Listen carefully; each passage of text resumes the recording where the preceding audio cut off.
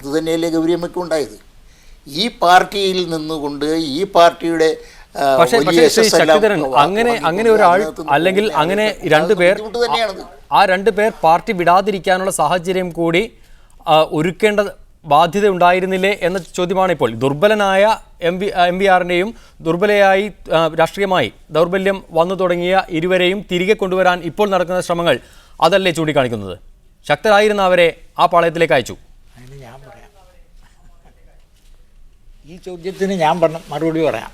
ആദ്യം ആ മറുപടിയിലേക്ക് വരുന്നതിന് മുമ്പ് ആദ്യം എനിക്ക് പറയാനുള്ളത്, MV രാഘവൻ CPMൻ്റെയും അതിനു മുമ്പ് കമ്മ്യൂണിസ്റ്റ് പ്രസ്ഥാനത്തിൻ്റെയും ഒരു പ്രമുഖനായ നേതാവായിരുന്നു, വ്യക്തിത്വമുള്ള നേതാവായിരുന്നു.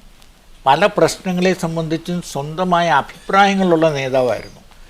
തൻ്റെ അഭിപ്രായങ്ങൾ പാർട്ടി വേദിയിൽ പറയേണ്ടത് പറയും, ചിലപ്പോൾ പുറത്തും പറയും.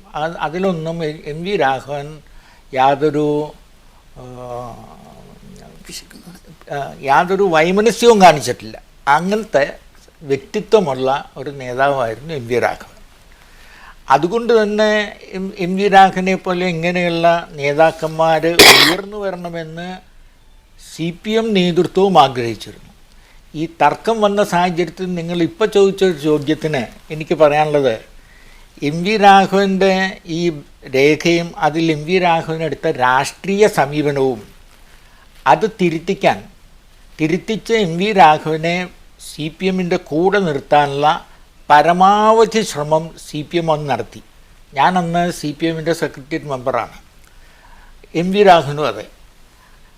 BTR, ബസവ പുന്നയ്യ, EMS ഈ 3 ആളുകളും കൂടി സെക്രട്ടേറിയറ്റിൽ വന്ന് ഒരു 2 ദിവസം ഇരുന്ന് ചർച്ച നടത്തിയപ്പോൾ MV രാഘവൻ ഉന്നയിച്ച വാദമുഖങ്ങൾക്കൊക്കെ CPMൻ്റെ നിലപാടിൽ നിന്നുകൊണ്ട് BTRും ബാസവ പുന്നയ്യയും അതുപോലെ അധികം ഇൻ്റർവ്യൂ ചെയ്തിരുന്നില്ല. ഇവർ രണ്ടുപേരും വളരെ വിശദമായിട്ട് പറഞ്ഞിട്ട് BTR പറഞ്ഞു, ഞങ്ങൾ ഇത്രയധികം MVRനെ അടുത്ത് ഈ കാര്യം ബോധ്യപ്പെടുത്താൻ ഞങ്ങൾ തന്നെ വന്ന് ശ്രമിക്കുന്നതിൻ്റെ പ്രധാന കാരണം MVR ഒരു മാസ് ലീഡറാണെന്ന് ഞങ്ങൾക്കറിയാം.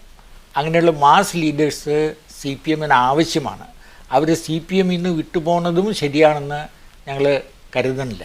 അതുകൊണ്ട് MVRനെ പരമാവധി പാർട്ടിയിൽ നിർത്തുന്നതിന് വേണ്ടിയുള്ള ശ്രമത്തിൻ്റെ ഭാഗമായിട്ടാണ് ഞങ്ങൾ വന്ന് ഇങ്ങനെ സംസാരിക്കുന്നതെന്ന് BTRും MVയും അന്ന് ആ സെക്രട്ടേറിയറ്റിൽ ഞങ്ങളുടെ സാന്നിധ്യത്തിൽ അന്ന് സെക്രട്ടേറിയറ്റിൽ ഉണ്ടായിരുന്ന എല്ലാവർക്കും അറിയാം. ഇത് പരസ്യമായി പറഞ്ഞു. എല്ലാ ശ്രമവും അങ്ങനെയുള്ള ശ്രമം നടത്തിയിട്ടും സാധാരണഗതിയിൽ ഇത്തരം കാര്യങ്ങളിൽ പ്രത്യേക അഭിപ്രായങ്ങളുള്ളവരും ഡിസ്കഷന് ശേഷം പാർട്ടിയുടെ അച്ചടക്കത്തിനും പാർട്ടിയുടെ സംഘടനാ തത്വങ്ങളും അനുസരിച്ച് നിൽക്കുന്ന സമീപനം എടുക്കാറുണ്ട്. എന്തുകൊണ്ടോ ദൗർഭാഗ്യത്തിന് അന്ന് MV രാഘവൻ അതിന് വഴങ്ങിയില്ല. അതിൽ ഈഗോ ആണോ അല്ലയോ എന്നുള്ളതിലേക്കൊന്നും ഞാനിപ്പോൾ കടക്കുന്നില്ല. ശ്രീ MK കണ്ണൻ, അതൊക്കെ ചരിത്രം. AKGക്ക് ശേഷം ഈ പാർട്ടിയെ നയിക്കാൻ ആര് എന്ന ചോദ്യം AKGയുടെ മൃതദേഹത്തിന് മുന്നിൽ നിൽക്കുമ്പോൾ എൻ്റെ മനസ്സിലുണ്ടായിരുന്നു എന്ന് MVR ഒരിക്കൽ പറയുകയുണ്ടായിട്ടുണ്ട്. ഇപ്പോൾ നിങ്ങളെ സംബന്ധിച്ചിടത്തോളം, CMPയെ സംബന്ധിച്ചിടത്തോളം MVRന് ശേഷമുള്ള ആ പാർട്ടിയുടെ അവസ്ഥ എങ്ങനെ മുന്നോട്ട് പോകുന്നു എന്ന അവസ്ഥ, അതും ചർച്ചയാവും കേരളത്തിൽ, അല്ലെങ്കിൽ അത് ചർച്ച ചെയ്യാനാവാത്ത വിധം ആശങ്കാജനകവുമാണ്.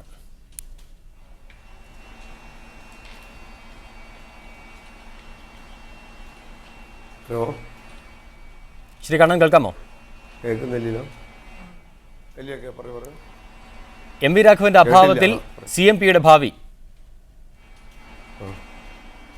ഒരു ബുദ്ധിമുട്ടുമില്ല. MV രാഘവൻ്റെ ആ സ്മരണയൊക്കെ നിലനിർത്തിക്കൊണ്ട് തന്നെ ഞങ്ങൾ പാർട്ടി എടുത്തൊരു പൊളിറ്റിക്കൽ ലൈൻ ഉണ്ട്, ഒരു ലെഫ്റ്റ് ഓറിയൻറ്റേഷൻ, ഇടതുപക്ഷ യോജിപ്പ്. ആ മുദ്രാവാക്യത്തിൻ്റെ അടിസ്ഥാനത്തിൽ ഞങ്ങൾ പാർട്ടി മുമ്പോട്ട് പോയപ്പോൾ MV രാഘവൻ കഴിഞ്ഞ 2 കൊല്ലമായിട്ട് തന്നെ സുഖമില്ലാതെ പാർട്ടി പ്രവർത്തനത്തിൽ സജീവമല്ല.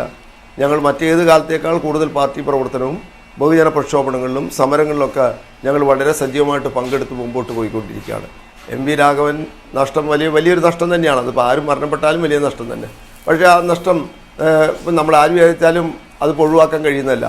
ആ പ്രതിസന്ധി അതെല്ലാം നിലനിർത്തിക്കൊണ്ട് തന്നെ ഞങ്ങളൊരു ഇടതുപക്ഷ പാർട്ടി എന്ന നിലയിൽ തൊഴിലാളിയുടെയും കൃഷിക്കാരുടെയും പാവപ്പെട്ടവരുടെയും ആവശ്യങ്ങളുടെ അടിസ്ഥാനത്തിൽ ഞങ്ങളുടെ സംഘടനാ സംവിധാനം ശക്തിപ്പെടുത്തിക്കൊണ്ട് ഞങ്ങൾ മുമ്പോട്ട് പോകും. കേരളത്തിലെ 14 ജില്ലകളിൽ വളരെ ജില്ലാ നന്ദി ശ്രീ കമ്മിറ്റികളും എം കെ കണ്ണൻ. ഏതായാലും കേട്ടല്ലോ ശ്രീ കെ എൻ രവീന്ദ്രനാഥ്, ശ്രീ പന്ന്യൻ രവീന്ദ്രൻ, ഇടതുപക്ഷ ശാക്തീകരണത്തിന് തന്നെയാണ് ലക്ഷ്യം.